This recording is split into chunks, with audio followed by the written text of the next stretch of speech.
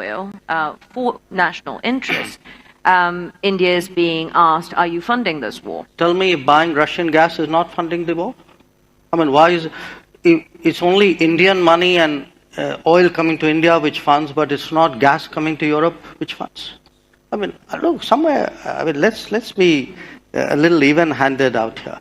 If countries in Europe and the West and the United States are so concerned, why don't they allow Iranian oil to come into the market?